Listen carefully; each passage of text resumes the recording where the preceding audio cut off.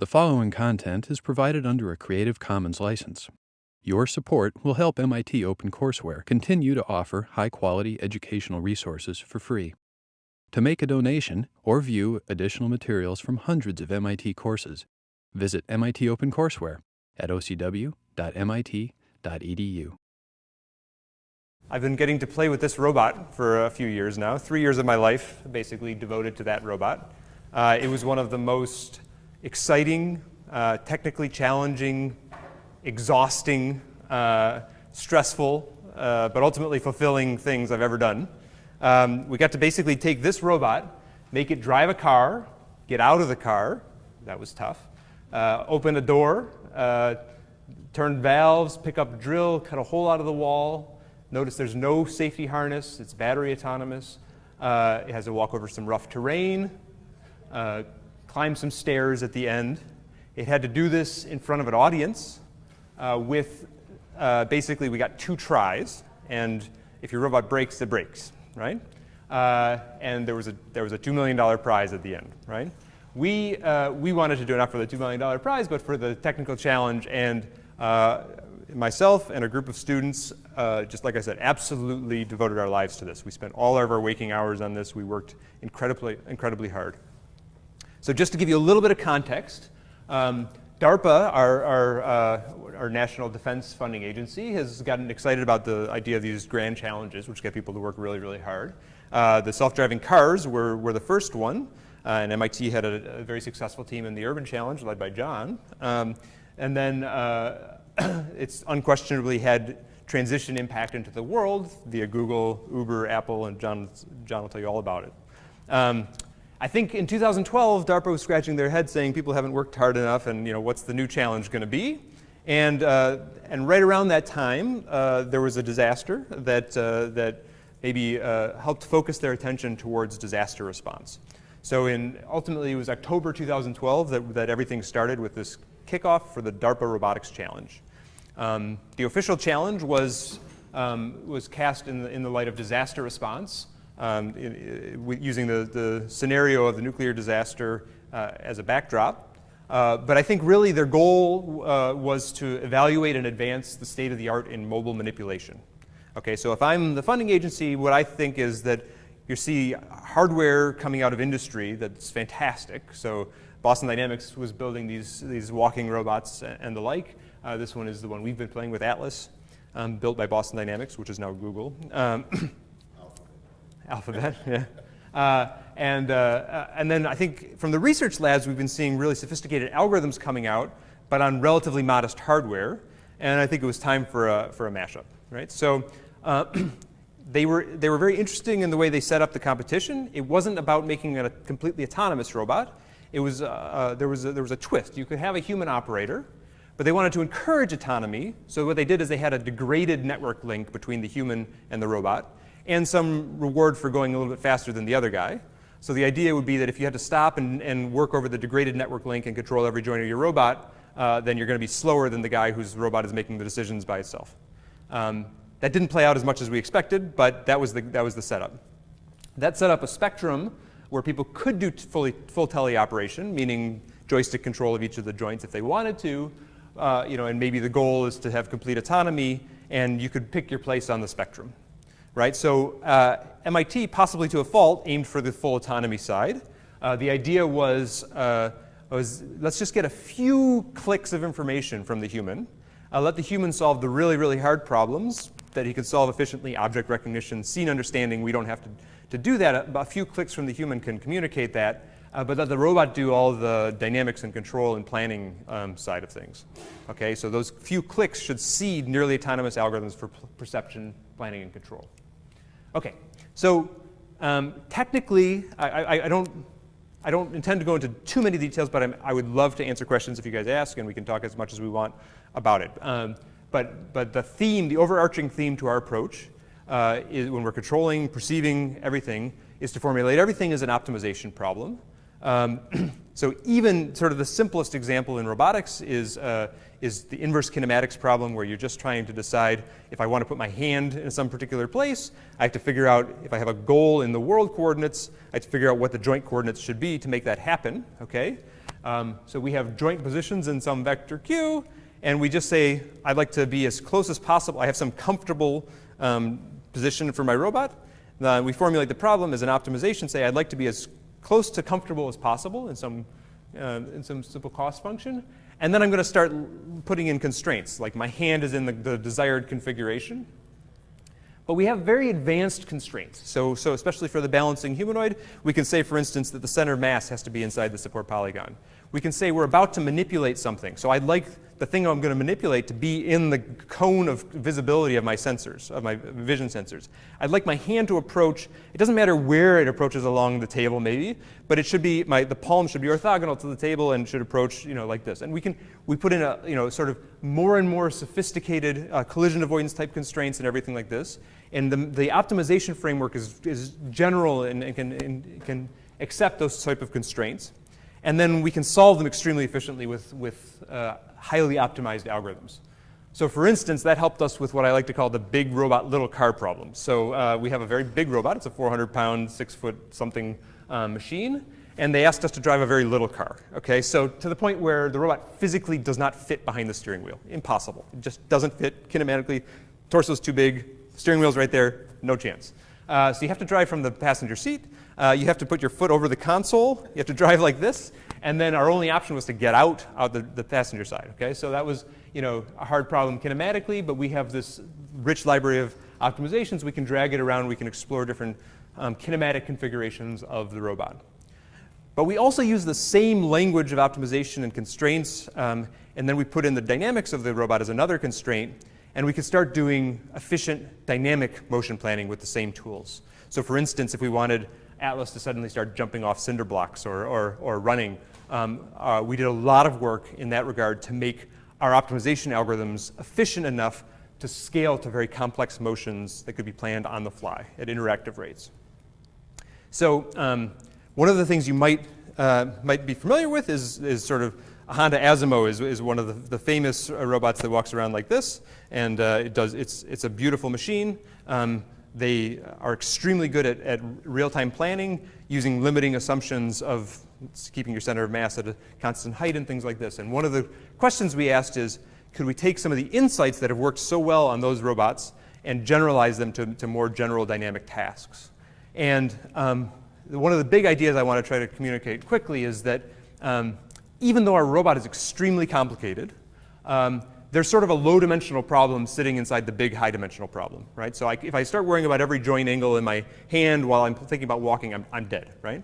So when you're thinking about walking, even doing gymnastics or something like this, I think the fundamental representation is the dynamics of your center of mass, your angular momentum, sort of some bulk dynamics of your robot, and the contact forces you're exerting on the world, which are also constrained.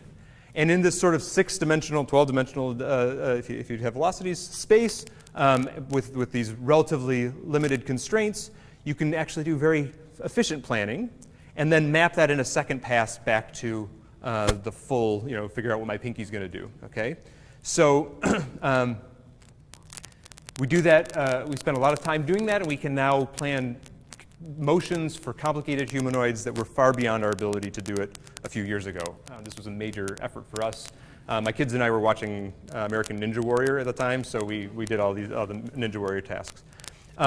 So there were some algorithmic ideas that were required for that. It was also just a software engineering exercise to build a dynamics engine that provided analytical gradients, exposed all the sparsity in the problem, and wrote custom solvers and things like that to make that work. It's not just about humanoids. We spent a day after we got Atlas doing those things to show that we could make a quadruped run around using the same exact algorithms. It took literally less than a day to make all these examples work. There's another level of optimization that's kicking around in here. So the humanoid, in some sense, when it's moving around, is a fairly continuous dynamical system. There's punctuations when your foot hits the ground or something like this. So you think of that as sort of a smooth optimization problem. There's also a discrete optimization problem sitting in there too, even for walking. So if you think about it, the methods I just talked about, we're really talking about, okay, I moved like this. I would prefer to move something like this, but there's a continuum of solutions I could possibly take. For walking, there's also this problem of just saying, am I going to move my right foot first or my left foot first? Am I going to step on cinder block 1 or cinder block 2, right? There really is a discrete problem which gives a combinatorial problem if you have to make long-term decisions on that. And one of the things we've tried to do well is be very explicit about modeling the discrete aspects and the continuous aspects of the problem individually, and using the solvers, the right solvers that could think about both of those together. So here's an example of how we do interactive footstep planning with the robot. If he's standing in front of some perceived cinder blocks, for instance, the human can quickly label discrete regions just by moving a mouse around. The regions that come out are actually fit by an algorithm. They're deciding, they look small because they're trying to figure out where, if the center of the foot was inside that region, the whole foot would fit on that, okay? And they're also thinking about balance constraints and other things like that. But now we have discrete regions to possibly step in. We have a combinatorial problem and the smooth problem of moving my center of mass and the like. And we have very good new solvers to do that. And seated inside that are, I just want to sort of communicate that there's all these little technical nuggets of we had to find a new way to make really fast approximations of big convex regions of free space. So we have optimizations that just figured out the problem of finding the biggest polygon that fits inside all those obstacles is NP hard. We're not going to solve that. But it turns out finding a pretty good polygon can be done extremely fast now. And the particular way we did it scales to very high dimensions and complicated obstacles to the point where we could do it on raw sensor data. And that was an enabling technology for us. So our robot now, when it's making plans, so the one on the left is just walking towards the goal, okay? The one on the right, we removed a cinder block. And normally a robot would kind of get confused and stuck because it's just thinking about this local plan, local plan, local plan. That's, it wouldn't be able to stop and go completely the other direction. But now since we have this higher level combinatorial planning on top, we can make these big long-term decision making tasks and at interactive rates. So we also, the robot was too big to walk through a door, so we had to walk sideways through a door, and that was sort of a standing challenge for the guy who started the program putting footsteps down by hand, said, whatever I do in footstep planning, I will never lay down footsteps to walk through a door again. That was his challenge. We did a lot of work on the balancing control for the robot. So it's a force-controlled robot using hydraulic actuators everywhere. Again, I won't go into the details, but we thought a lot about the dynamics of the robot. How do you cast that as an efficient optimization that we can solve on the fly? Okay, we were solving an optimization at a kilohertz to balance the robot. Okay, so you put it all together, and as a basic competency, how well does our robot walk around and balance? Here's sort of one of the examples at a normal speed from the challenge. So the robot just puts its footsteps down ahead. The operator's mostly just watching, giving high-level directions. I want to go over here. And the robot's doing its own thing. Now, all the other teams I know about were putting down the footsteps by hand on the obstacles. I don't know if someone else was doing it autonomously. We chose to do it autonomously. We were a little bit faster because of it, but I don't know if it was enabling.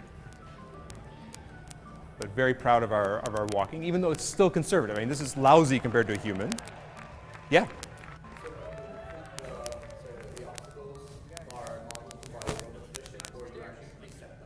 So we knew there were going to be cinder blocks. We didn't know the orientation or positions of them.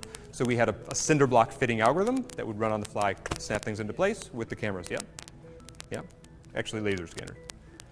And then we walk up stairs.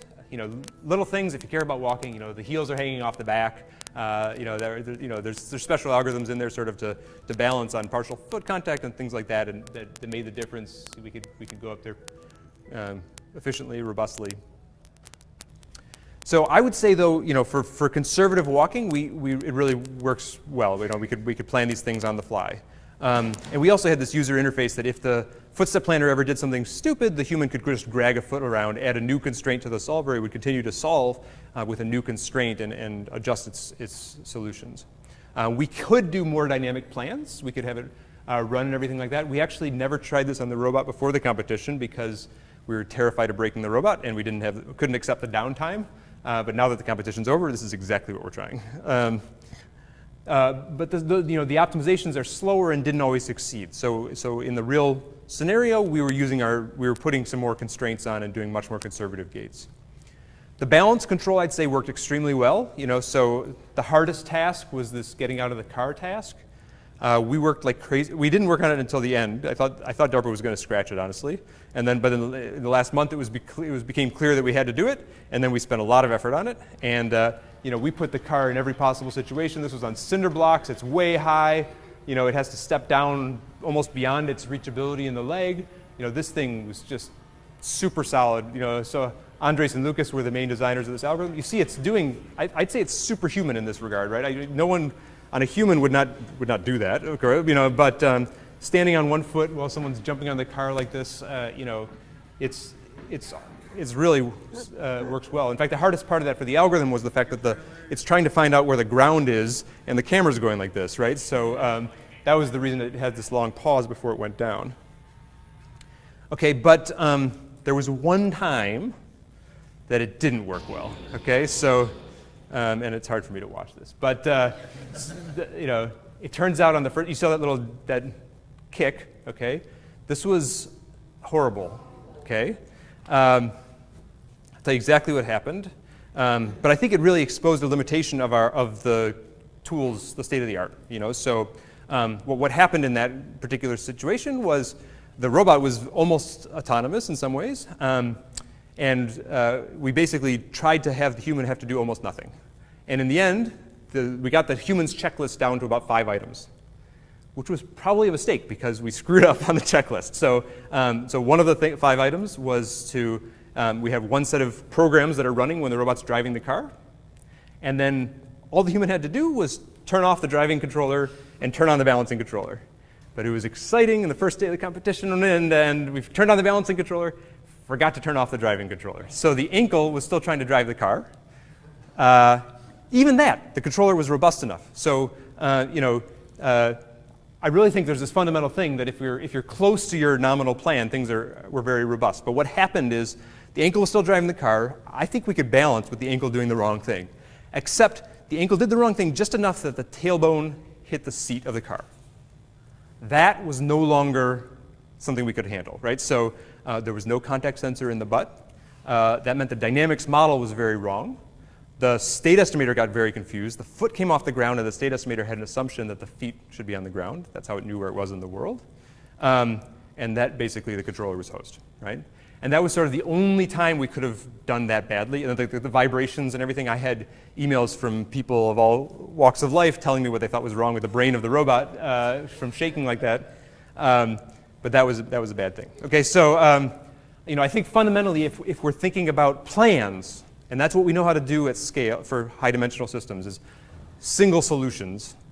Then we're close to the plan, things are good. When we're far from the plan, we're not very good. And a change in the contact situation, even if it's sort of in a Cartesian space very close, change in the contact situation is a big change to the plan. There's lots of ways to address it. We're doing all of them now. It's all fundamentally about robustness. But ironically, the car was the only time we could have done that badly, right? So every other place, we worked out all these situations where, okay, the robot's walking, and then something bad happens, and someone lances you or something. We had recovery, and then even if it tried to take a step, even if that failed, it would go into a gentle mode where it would protect its hands because we were afraid of breaking the hands. It would fall very gently to the ground. All that was good. We turned it off exactly once in the competition. We turned it off when we were in the car because we can't take a step to recover when you're in the car and you're the same size as the car. And we didn't even want to protect our hands because we didn't want to get our hand. Once we got our hands stuck in the steering wheel when we were. So anyways, that was the only time we could have sort of shaken ourselves silly and fallen. And what happened? We fell down with our 400-pound robot. We broke the arm, the left arm or the right arm. Sadly, all of our practices ever were doing all the tasks right-handed. But we got to show off a different form of robustness. So we actually, because we had so much autonomy in the system, we flipped a bit and said, let's use the left arm for everything, which is more than just map the joint coordinates over here. It meant you had to walk up to the door on the other side of the door. And it really the implications back up quite a bit. And we were able to, after having our arm just completely hosed, we were able to go through and do all the rest of the tasks except for the drill, which required 2 hands. We couldn't do that one. We had to pick up the drill and turn it on. So we ended the day in second place with the, with a different display of robustness. It's still pretty damn good. We were happy, but not as happy as if we had not fallen. So I think walking around, balancing, we're pretty good, but there's a limitation. I really do think that's a fundamental, everybody has that limitation to some extent. The manipulation capabilities of the robot were pretty limited, just because we didn't need to do it for the challenge. We had, the manipulation requirements were minimal. You had to open doors. Picking up a drill was the most complicated thing. We actually had a lot of really nice robotic hands to play with, but they all broke when you started really running them through these hard tests. So we ended up with these sort of lobster claw kind of grippers because they didn't break and they were robust and they worked well, but it limited what we could do in manipulation. Again, the planning worked very well. We could pick up a board and even plan to make sure that the board now didn't intersect with other boards in the world. And we really good planning capabilities, and those worked at interactive rates, the kinematic plans. But the grasping was open loop, so there's really no feedback. So there's current sensing just to not overheat the hands. But basically, you do a lot of thinking to figure out how to get your hand near the board, and then you kind of close your eyes and go like this and hope it lands in the board and in the hand. And most of the time, it does. Every once in a while, it doesn't. We experimented with every touch sensor we could get our hands on. That wasn't meant to be a pun. And we tried cameras and everything, but they were all just too fragile and difficult to use for the competition. We're doing a lot of work now doing optimization for grasping, but I'll skip over that for time. And so the other piece was how does the human come into the to the perception side of the story, right? So one of these tasks was moving debris out from in front of a door. This is sort of what it looked like actually in the original version of the competition, the trials. The robot would come up and throw these boards out of the way, and you see the human operators over there with their big console of displays. This is what the laser in the robot's head sees. We have a spinning laser. We also have stereo vision, but the laser reconstruction of this gives you a mess of points. If you asked a vision algorithm, some of you are vision experts, I'm sure, in the room. If you asked a vision algorithm to figure out what's going on in that mess of points, it's an extremely hard problem.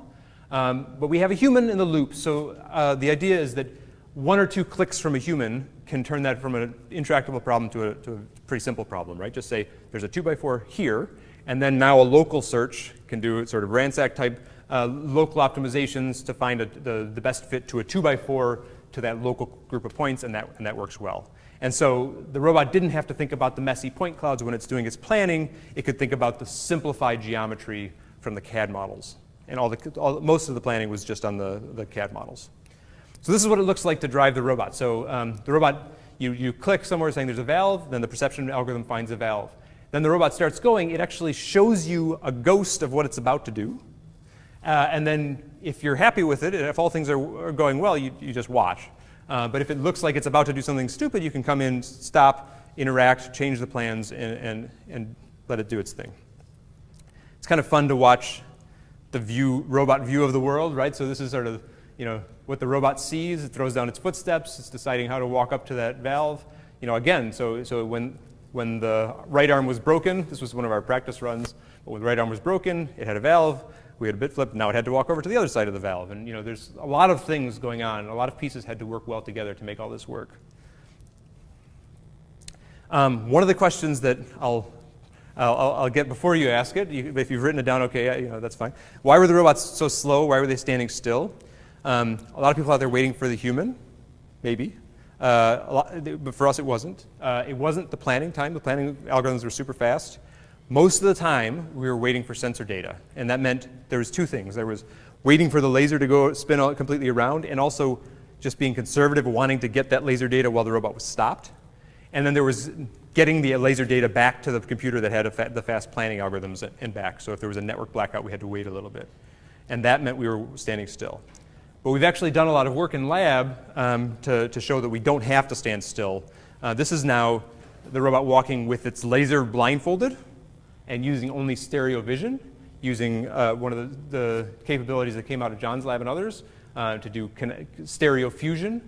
So that the laser gives very accurate points but it gives them slowly at a low rate, and you have to wait for it to spin around.